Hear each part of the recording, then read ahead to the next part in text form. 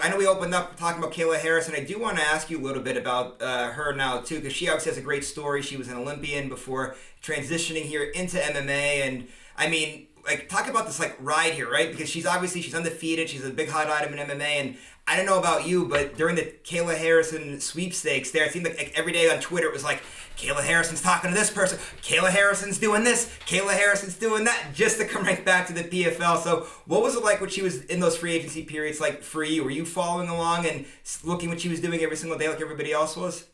Yeah, I mean, I was following as much as I possibly could, and I was just the whole time going, God, I hope she really stays with us because it really is special to have her. And I was lucky enough to get to know her a little bit more. I invited her backstage at WWE. She came and she visited a lot of the WWE superstars. And for example, watching her and Kurt Angle, who's another Olympic gold medalist, was so special having them talk. And then AJ Styles is a huge MMA fan. Stone Cold Steve Austin, huge MMA fan. He was backstage that day, and so they got to meet. And just seeing, her face light up, and even her holding the titles and all, it was a special night, and it let me see Kayla in a different light. But man, when she steps into that cage, she is fierce. So I just think it's great because I think a lot more women too are going to be wanting to come over and just go against her.